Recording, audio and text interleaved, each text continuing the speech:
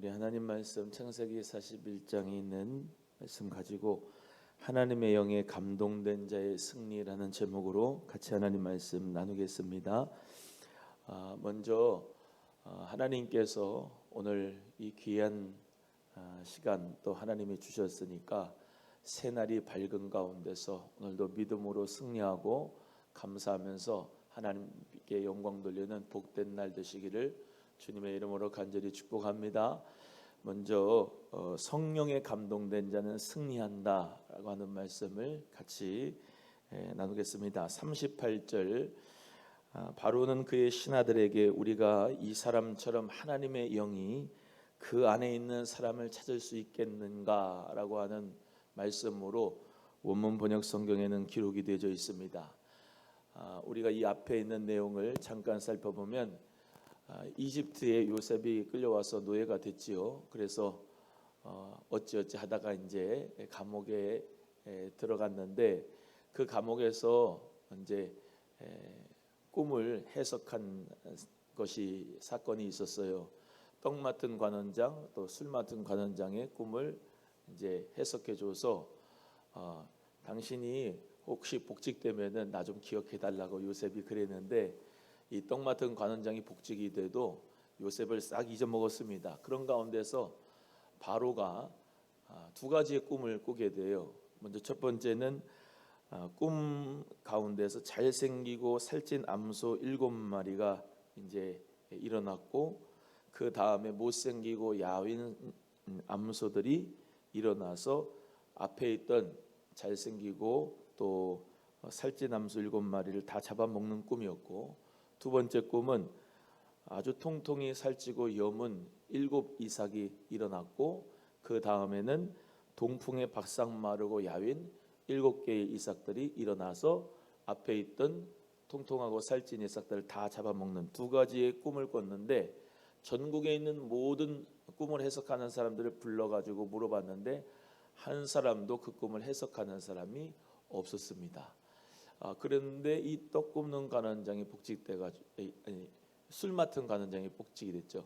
술 맡은 관원장이 복직이 돼서 술을 따라주는 이 경호의 역사를 이제 하는데 그 요셉이 생각이 난 거예요.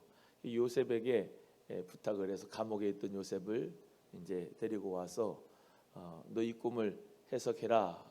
그러고 쭉 꿈을 이야기하는데 해석은 우리 하나님께 있습니다 해서 그 꿈을 해석을 했는데 7년의 풍년 그리고 7년의 흉년을 올 것이다 라고 하는 해석을 해줬습니다.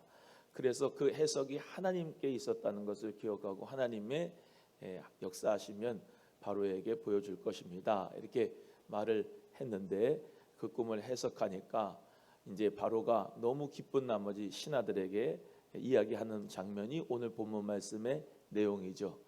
야, 우리가 이렇게 하나님의 영에 감동된 사람을 만날 수 있겠느냐라고 이야기하는 대목에서 하나님의 영에 감동된 자가 승리할 수 있다라고 하는 말씀을 드리고 싶습니다. 바로가 누구냐면 그 당시에 이집트의 문명은 최고의 문명입니다. 근데 이 이집트의 최고의 문명의 왕인 이 애굽의 바로가 하나님의 영에 감동된 사람이라고 이 요셉을 인정할 정도가 되면 얼마나 이 요셉이 하나님이 함께 하시는 사람이었는가라고 하는 것을 깨달을 수가 있습니다. 그것도 같은 유대인이나 이스라엘도 아니고 이방인이고 하나님을 몰랐던 사람, 이 이집트 왕 바로가 하나님의 영에 감동된 사람이라고 인정해 줄 수 있는 이런 요셉은 하나님께서 전무후무한 하나님의 지혜자로 멋지게 사용하여 주셨습니다. 사실 이 요셉을 세운 분이 누굽니까? 자기가 혼자 쓴 게 아니라 하나님께서 이 요셉을 세워주신 겁니다.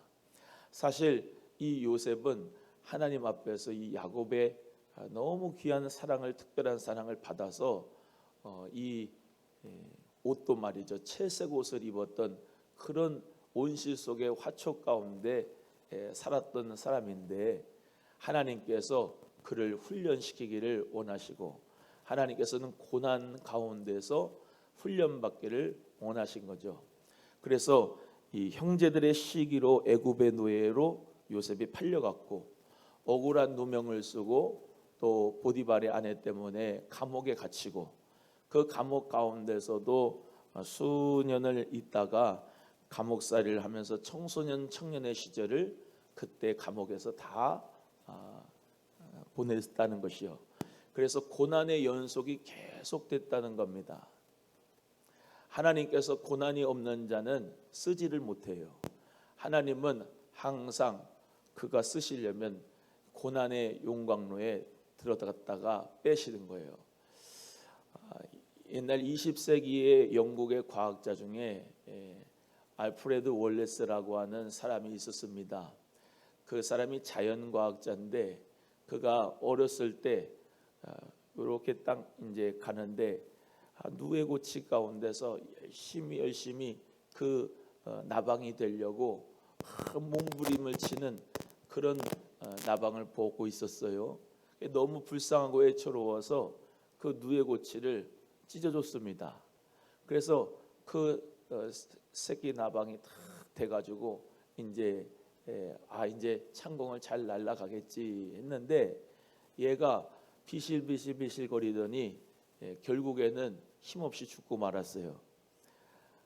왜 그런가 연구를 했더니 이 누에고치에 있는 이 나방은 열심히 몸부림을 치고 날갯짓을 해가지고 누에고치에서 스스로 나와야 그 고난을 뚫고 나와야 얘는 아름다운 빛깔이 있는 나비가 되고 정말로 건강하고 튼튼한 날개를 가질 수 있는 그런 나비가 될 수가 있는 것을 몰랐던 거죠. 우리의 인생도 마찬가지입니다. 고난이 없으면 좋겠다 생각이 되고 왜 하나님이 우리에게 이런 고난을 줄까라고 하는 생각을 많이 할 때가 있습니다. 하지만 하나님께서는 고난을 통해서 아름답게 사람을 만들고 훌륭한 인격을 만들고 하나님께서 쓰시는 사람으로 축복의 주인공으로 사실 때는 반드시 고난이 있고 그 고난을 스스로 깨치고 나와야 된다는 거예요. 우리 모두가 다 예수님의 그 십자가의 삶에도 그 고난의 삶에도 우리가 기억하지 않습니까? 겟세마네 동산에서 간절히 예수님이 몸부림을 치면서 애쓰고 힘쓰고도 간절히 기도하시면서 이 잔을 내게서 지나가게 해달라고, 그러나 정말로 내 뜻대로 마시고 아버지 뜻대로 해달라고 몸부림치는 기도를 통해서 십자가를 질 수 있는 믿음과 용기가 있어지시고 또 그 십자가를 지고 마치 정말로 그 고난 가운데 누에고치가 정말로 나비가 되려고 몸부림쳤던 것처럼 엘리 엘리 라마 사박다니 나의 하나님 어찌하여 나를 버리셨나이까 하면서 그 몸부림을 치는 가운데 하나님의 구원의 역사를 우리에게 주셨습니다. 사랑하는 귀한 성도님들, 요셉도 예수님의 예표가 됩니다. 나만 힘들다고 생각하지 말고 그 고난이 없어졌으면 좋겠다고 생각하지 말고 모든 고난을 예수의 이름으로 이기고 하나님의 영에 감동된 자가 돼서 승리하는 역사가 있기를 예수님의 이름으로 간절히 소원합니다. 하나님께서 모든 성령의 감동으로 우리와 함께 하셔서 고난을 꼭 이기게 하시고 사순절에 예수의 이름으로 내가 승리하리라. 할렐루야. 여호와 니시의 승리가 나에게도 있으리라 믿음 가지고 어떤 환난이든지 승리하는 여러분 되기를 주님의 이름으로 간절히 소원합니다. 이렇게 하나님의 영에 감동된 자가 승리하고 두 번째는 명철이 있고 지혜가 있는 사람이 승리합니다. 하나님께서는 우리 성령에 감동된 사람에게 그냥 성령으로만 충만한 사람으로 남아있지 않게 하시고 하나님께서는 꼭 3종 세트로 역사하시는데 지혜가 있고 명철이 있는 사람으로 하나님이 바꿔서 변화시켜서 사용하신다는 거죠. 그래서 사도행전에 나오는 안수 집사님들도 하나님께서 어떤 역사가 있느냐, 믿음과 성령이 충만하고 칭찬 듣는 사람 7을 택하여 하나님의 교회를 세우도록 하나님께서 축복하시고 사명자로 세우셨습니다. 감독과 집사의 자격들도 대부분 보면 하나님께서 성령으로 충만하고 믿음이 충만할 뿐만 아니라 지혜와 명철이 있는 자로 하나님이 승리케 하시는 거예요. 교회를 몇십 년 다녀도 지혜가 없는 자는 생활의 변화가 없습니다. 하나님의 성령의 충만함이 있는 자는 뭐가 따라온다고요? 지혜와 명철이 따라온다. 39절의 말씀에 요셉에게 하나님께서 너에게 이 모든 것을 보여주셨으므로 너처럼 분별력 있고 지혜로운 사람이 없다라고 원문 번역 성경에는 이 바로가 이 요셉에게 그러한 칭찬을 해줬다는 거예요. 명철이고 뭐라? 분별력이다. 지혜, 그 지혜가 뭐다? 하나님이 주신 성령의 감동으로 말미암은 지혜다. 그래서 하나님의 성령에 감동된 사람에게 있는 분별력과 지혜는 하나님이 멋지게 사용하는 데 필요한 필수 요소라는 거죠. 여러분, 그냥 이 요셉이 꿈을 해석하는 데에만 그친 것이 아니었습니다. 바로에게 해결책을 주었습니다. 뭐냐? 7년의 풍년이 있고 그 다음에 7년의 흉년이 있을 텐데 이렇게 준비하세요. 어떻게 준비하냐? 매년 5분의 1씩을 풍년이 있을 때 창고에다가 잘 저장을 하세요. 그래서 흉년이 있을 때 그것을 창고에서 내서 그것으로 살아가면 될 겁니다 라고 하는 해결책까지 하나님의 지혜와 명철을 가지고 바로에게 주었던 거죠. 그래서 이 지혜는 너무나도 중요한 하나님이 주시는 능력이다. 그래서 사랑하는 우리 귀한 성도 여러분 모두가 다 하나님의 지혜와 하나님의 명철과 분별력이 있는 여러분 되기를 주의 이름으로 소원합니다. 제가 예전에 설교한 가운데서 잠언의 말씀을 가지고 지혜 있는 자와 지혜 없는 자, 지혜 없는 자는 곧 미련한 자 비교한 그 프린트물을 드린 적이 있습니다. 지혜 있는 자는 몇 가지만 소개하겠습니다. 잠언서 1장 5절에 듣고 학식이 더한다. 3장 35절에 영광을 기업으로 받지만 지혜 없는 자는 영달이 그에게 수치가 된다. 9장 9절에 지혜 있는 자에게 교훈을 더해야 된다. 그래야 더욱 지혜로워진다. 10장 1절에 지혜로운 아들은 아비를 기쁘게 하지만 미련한 아들은 어미에게 근심이 된다. 10장 5절에 여름에 거두는 자는 지혜롭고 추수 때에 자는 자는 미련하다. 10장 8절 계명을 받는 자는 지혜롭고 멸망을 받는 자는 이 계명을 받지 않는 자는 멸망을 받아 미련하고 명철한 입술은 지혜로운 자고 지식을 간직한 자는 지혜로운 자고 입술을 제어하는 자는 지혜로운 자고 타인을 중상 무력하는 자는 미련한 자고 지혜가 없는 자고 겸손한 자는 지혜로운 자다. 이웃을 멸시하고 방탕한 것을 따르는 자는 미련한 자고 잠언 12장 15절에 권고를 듣는 사람, 권면을 듣는 사람은 지혜로운 자고 권고를 듣지 않고 자기 행위를 바른 줄로 아는 사람은 미련한 자고 여러 가지가 있지요. 그래서 15장 24절에는 지옥을 떠난 자는 지혜로운 자고 또 자기의 영혼을 사랑하는 자는 지혜로운 자고 여러 가지가 있는데 다 못하지만 여러분 하나님 앞에 지혜와 명철한 자가 되시기를 주님의 이름으로 간절히 소원합니다. 하나님 앞에 정말로 믿음 가운데서 이 잠언의 말씀을 여러분 모두가 다 읽으시고 그 가운데서 지혜와 명철을 얻으셔서 성령에 감동된 자, 저 사람은 참 방언도 많이 하고 하나님의 은사도 많이 있어. 그런데 참 지혜가 왜 이렇게 없을까?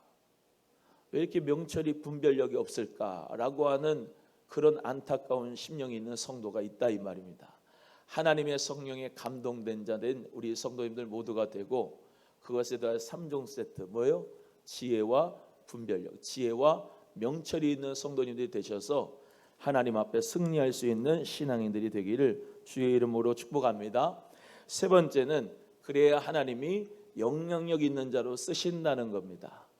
이 세상에 많은 사람들이 있습니다. 그런데 하나님이 영향력이 있는 자로 쓰시는 사람과 영향력이 있지 않고 쓰는 사람은 다르죠. 구별이 되지 않습니까?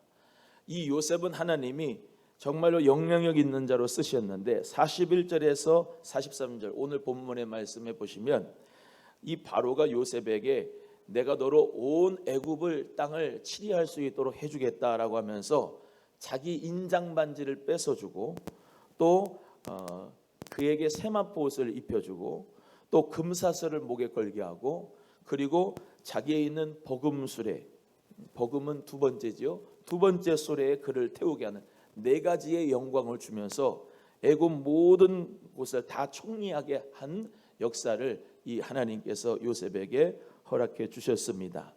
이 바로가 요셉을 축복하고 영향이 있는 자로 썼지만 사실은 그 뒤에 배후에는 하나님이 계시는 거예요. 그래서 하나님께서 애굽의 모든 총리로서 다 쓰임 받게 하시기 위하여서 이 바로 이방인 바로를 통해서 요셉을 정말로 세우신 거죠. 첫 번째 자기 인장 반지를 요셉의 손에 끼워줬다는 것은요, 부드러운 진흙의 토판 문서 위에 이 인장 반지로 찍으면 그 자국이 이제 굳어지는데 그것은 최종 결재권을 의미합니다. 그래서 모든 인장 반지 가지고 너가 이것을 가지고 최종 결재해라라고 하는 최종 결정권을 요셉에게 주었다는 거죠.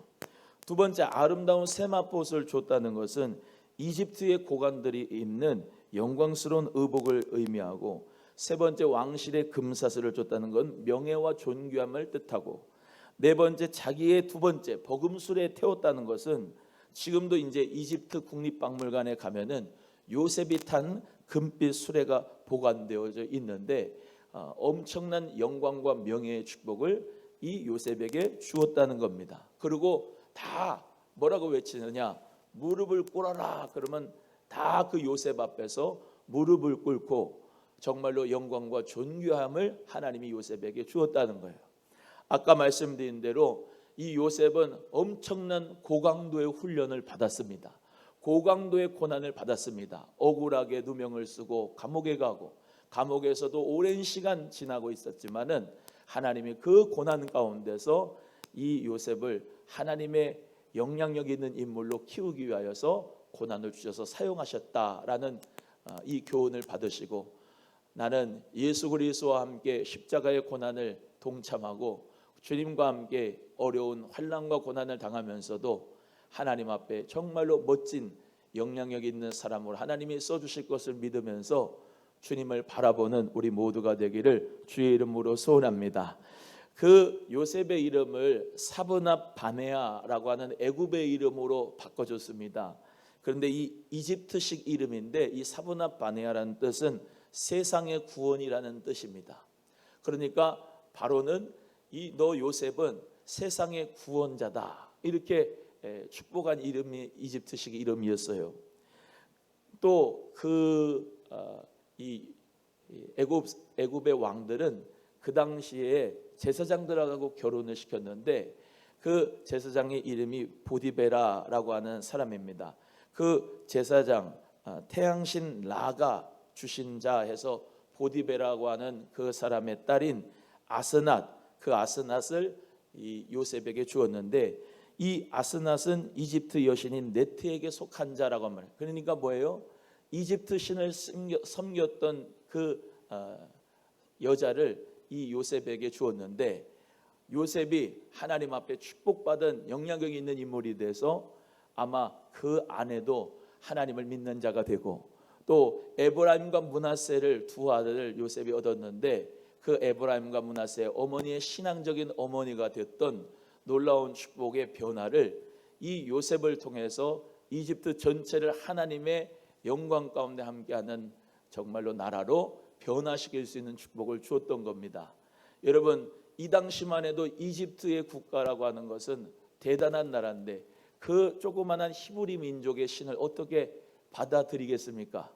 이집트의 신이 최고라고 생각했던 그런 사람들에게 하나님은 이 요셉이라고 하는 사람을 통해서 하나님의 나라가 있고 하나님의 영향력 있는 그 축복의 역사를 주면서 하나님이 살아계시다는 것을 요셉을 통해서 가르쳐 줬던 것처럼 우리도 정말로 양지리에서 무슨 선한 것이 나겠느냐 혹은 나사렛에서 무슨 선한 것이 나겠냐, 사람들이 우습게 생각해도 여기 있는 여러분의 모든 삶 가운데서 하나님이 함께 하시고 하나님의 영에 감동된 사람이 되면 하나님께서 이 양질이에도 선한 것이 날 수 있다, 믿음 가운데서 일어나기를 주의 이름으로 소원합니다. 그래서 주님만 바라보고 어려운 고난과 환난의 때, 이 코로나의 때를 믿음으로 승리하고 지혜와 분별력을 가지고 승리하는 여러분 되셔서 정말로 하나님 앞에서 요셉처럼 믿음의 역사 가운데서 영향력 있는 인물로 쓰임받게 되는 우리 모두가 되기를 간절히 바랍니다. 사람은 반드시 이 시련과 고난을 통해서 훌륭한 인격자가 된다. 하나님은 그를 다룰 때에 좋은 믿음을 가지고 보람된 삶을 살도록 하나님 반드시 담금질을 하신다라고 하는 꼭 고난의 역사를 기억하시고 고난 뒤에 승리가 있다. 할렐루야. 예수 그리스도 이름으로 승리하는 여러분 되기를 주의 이름으로 축복합니다. 기도하겠습니다. 하나님 아버지 감사합니다.